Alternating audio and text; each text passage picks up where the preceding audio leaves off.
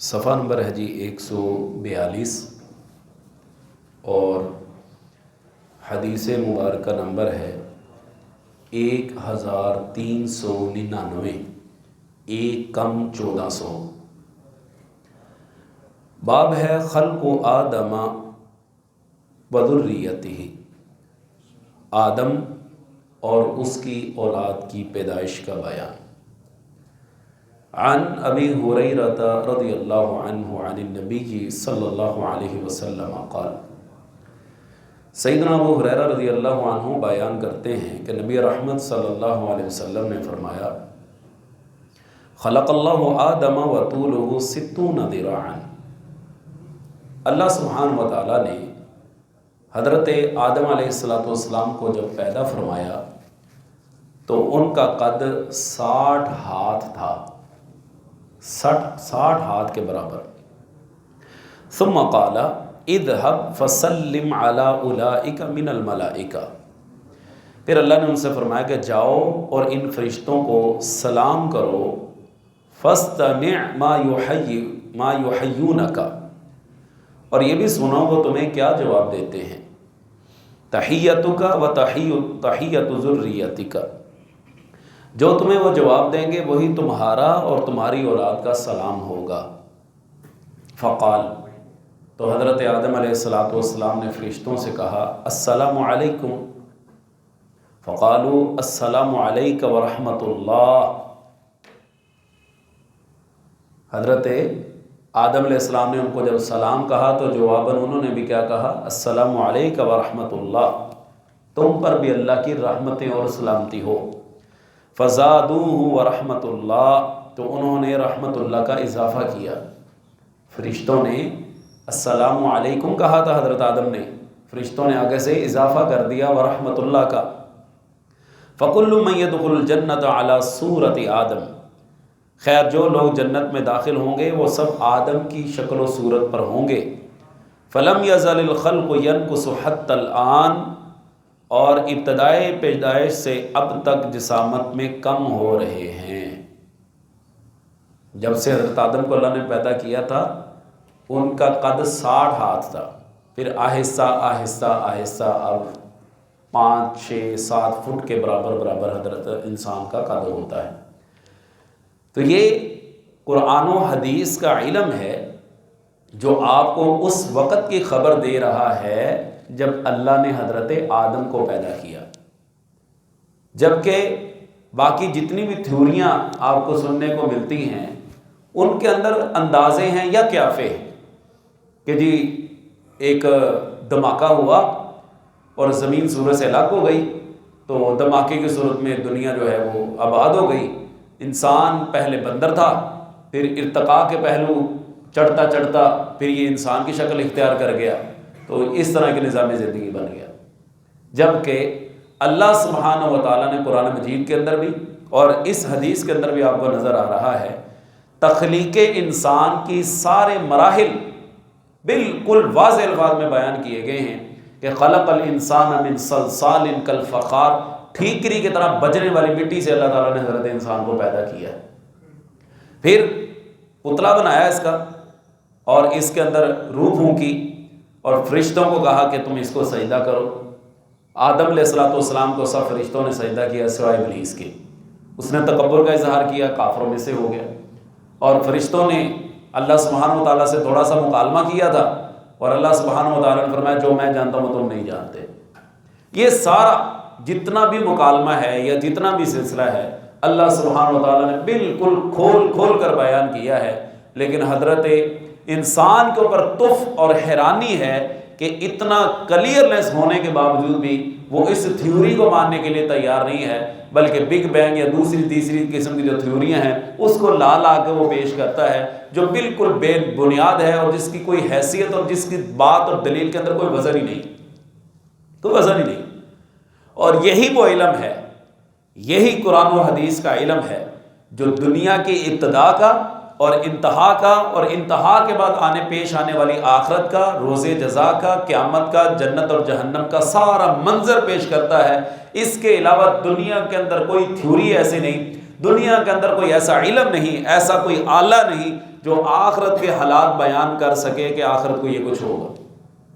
یہ صرف اور صرف وحی کا علم ہے جو انسان کی رہنمائی کرتا ہے، اور وحی کا علم ہی انسان کو صحیح معنوں میں انسان بناتا ہے۔ یہ بات یاد رکھیے گا، دنیا کے جتنے علوم ہیں وہ سارے دنیا کمانے کے لیے تو کارگر سمجھے جا سکتے ہیں، دین کا علم واحد علم ہے جو انسان کو ابتدا سے لے کر انتہا تک اور انتہا کے بعد ہونے والے سارے واقعات کے بارے میں خبر دیتا ہے، جو صحیح معنوں میں انسان کو انسان بناتا ہے۔ اس کی آپ چھوٹی سی مثال سمجھیے، اب تو کیونکہ ریل پہ ایسی ہوگی، ہر انسان کو پہلے سے پتا ہے کہ کون سی چیز کس طرح استعمال کرنی، لیکن پھر بھی بعض چیزیں ایسی ہیں جب انسان نہیں خریدتا ہے، جو اس کے علم میں نہیں ہوتی، اس کے ساتھ ایک بک دی جاتی ہے، اس بک میں رہنمائی کی جاتی ہے کہ یہ مشین ایسے چلے گی۔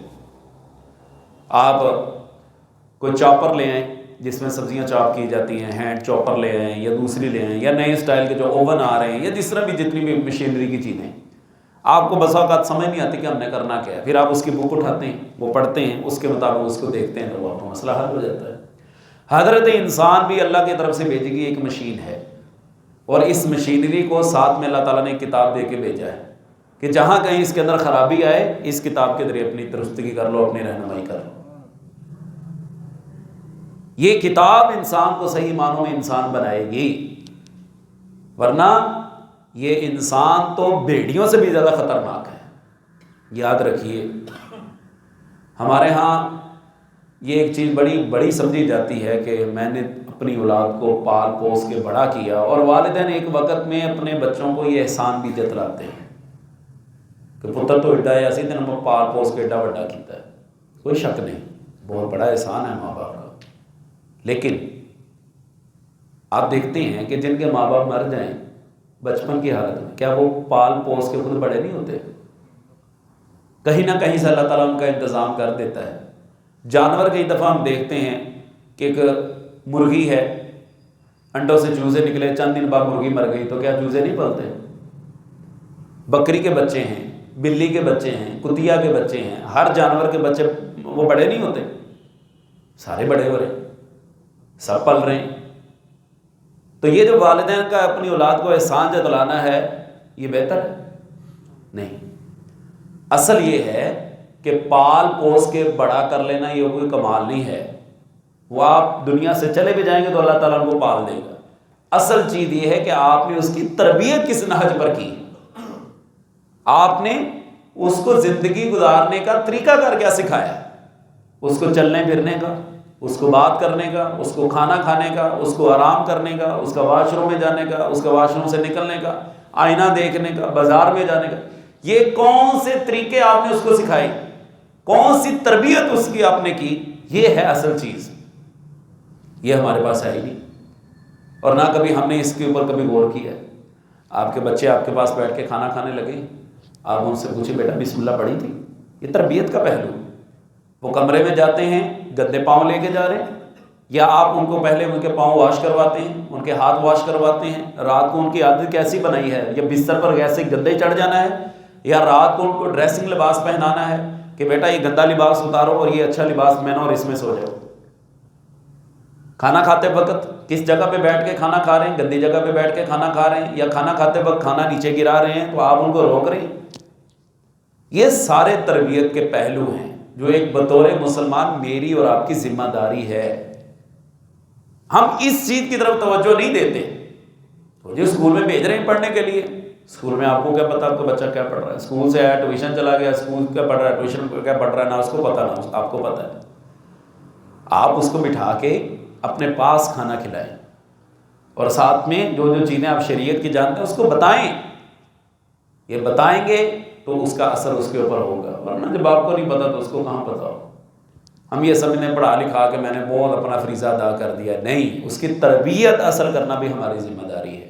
بہرکیف یہ بات چل رہی تھی حضرت آدم علیہ السلام کی تخلیق کی۔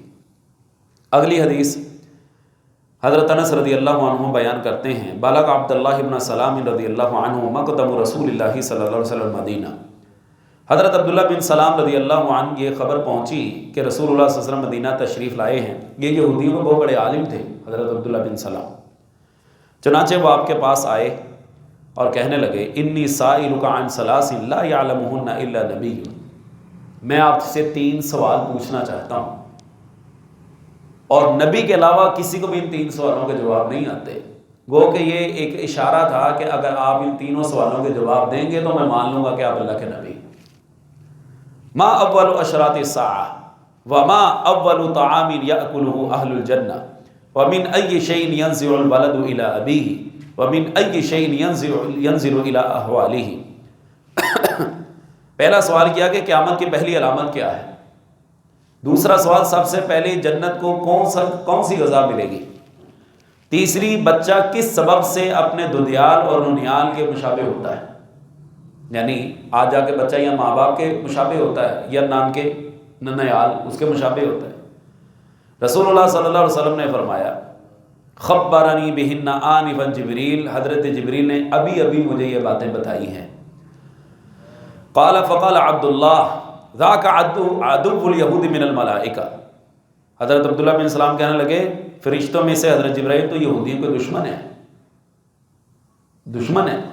اسی موقع پر یہ آیات نازل ہوئی تھی سورہ بقرہ کہ کل من کان عدوا لجبریل فإنہ نزل علی قلبک بإذن اللہ، کہہ دیجئے جو بندہ جبریل کا دشمن ہے نا تو یہی تو اللہ تعالیٰ کا وحی لے کے آتا ہے، اور جو ان کا دشمن ہے وہ اللہ کا بھی دشمن ہے۔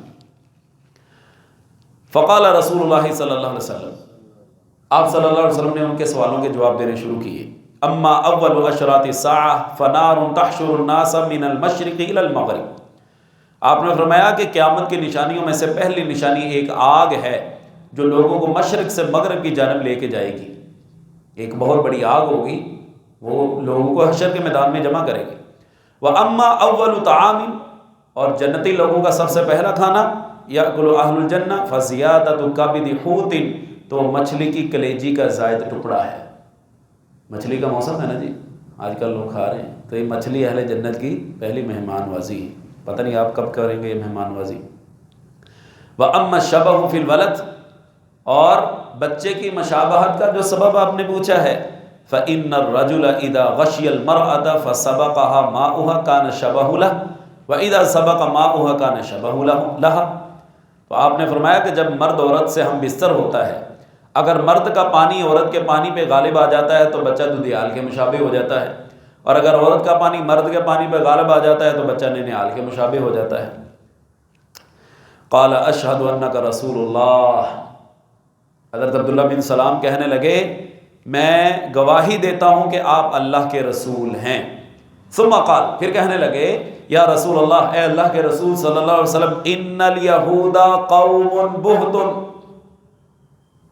یہ یہودیوں کی خصلت بیان کرنے لگے ہیں۔ آج کے یہودی دیکھ لیجئے، ایک بندے نے بڑی پتے کی بات کی، کہنے لگا کہ یہودی آج بھی ویسے ہی ہیں جیسا ان کا قرآن میں تذکرہ ہے، یہودی آج بھی ویسے ہیں جیسا قرآن میں ان کا ذکر ہے، افسوس کہ مسلمان وہ نہ رہے جن کا قرآن میں تذکرہ ہے، مسلمان ویسے نہ رہ سکے۔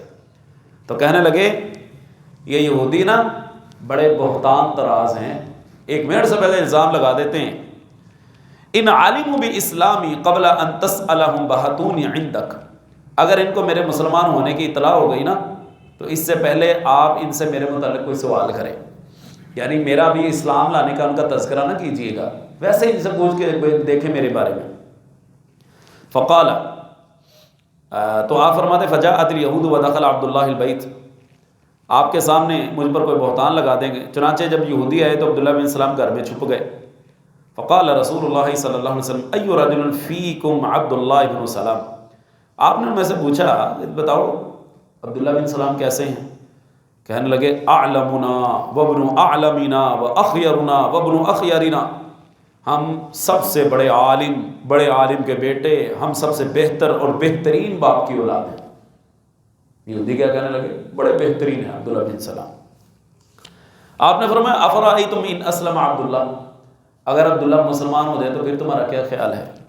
قالوا اعاذہ اللہ من ذلک، اللہ تعالیٰ عبداللہ کو اس بات سے بچا کے رکھے۔ فخرج عبداللہ الیہم، عبداللہ بن سلام ان کی طرف نکلے، فقال اشہد ان لا الہ الا اللہ واشہد ان محمد رسول اللہ، انہوں نے اس کلمے کی گواہی دی، فقالوا، یہودی کہنے لگے شرنا وابن شرنا ووقعوا فی، عبداللہ تو ہم میں سب سے برا اور بدترین باپ کا بیٹا ہے، اور حضرت عبداللہ کو برا برا کہنا شروع کر دیا۔ اندازہ کر، ہمارے پنجابی میں کہتے ہیں اپنے پیراں تو پیراں دے مکر جانا، وہ حساب۔ چند لمحے پہلے ابھی کیا کہہ رہے ہیں کہ عبداللہ بن سلام بڑا خیر والا آدمی، اسلام لانے کی وجہ سے ان کے دل کے اندر بغض آ گیا۔ اور آج بھی آپ دیکھ لیجیے۔ اچھا ایک بات بتائیے، یہ جو یہودی جو بچوں کے اوپر حملہ کرتے ہیں، میزائل پھینکتے ہیں، بم پھینکتے ہیں، کیوں؟ بچے ہی آخر زد میں کیوں؟ تاکہ ان کی نسل باقی نہ رہے، ان کی نسل ہی نہ بچے۔ اس وجہ سے آپ دیکھیے آئے روز غزہ سے خبر آتی ہے، اور اللہ تعالیٰ معاف فرمائے ایسے واقعات کے موقع پر بہت سے لوگوں کا خبث اور خباثت بالکل واضح ہو جاتی ہے، ان کا خبیث پن بالکل واضح ہو جاتا ہے۔ اور ہمارے ملک کے اندر آپ دیکھیے کیسے یہاں پہ صورتحال یہاں پہ موجود ہے، کیا کیا لوگ اپنا بغض نکال رہے ہیں، جی کیا ہو گیا، جی پھر فرق پڑ گیا، جی ایسے ہو گیا، وہ ہو گیا۔ حقیقت یہی ہے کہ ہم اور کچھ نہیں کر سکتے، دو کام ضرور کر سکتے ہیں۔ ایک دعا کے ذریعے ان کے حق میں ہم دعائیں کر سکتے ہیں، دوسرا کیونکہ یہ ایک معیشت کا دور جا رہا ہے، معاشی طور پر جو فٹ ہے وہ فٹ ہے، معاشی طور پر جو نیچے ہے وہ نیچے ہے، تو ہم ان کی بنی ہوئی ایٹموں کا بائیکاٹ کر کے ان کو بہت سارا نقصان پہنچا سکتے ہیں۔ اور اس سلسلے میں جو چیخیں نکل رہی ہیں اور وہ آسمان تک سنائی دے رہی ہیں، وہ کسی سے ڈھکی چھپی نہیں۔ ہم یقیناً اس سلسلے میں بہت سارا کردار ادا کر سکتے ہیں، اور ہمیں ادا کرنا بھی چاہیے۔ اگلی حدیث انشاءاللہ کل کے مجلس میں دوبارہ آگے بات چلائیں گے۔ آج کے لیے اتنا ہی کافی ہے۔ وآخر دعوانا ان الحمد للہ رب العالمین۔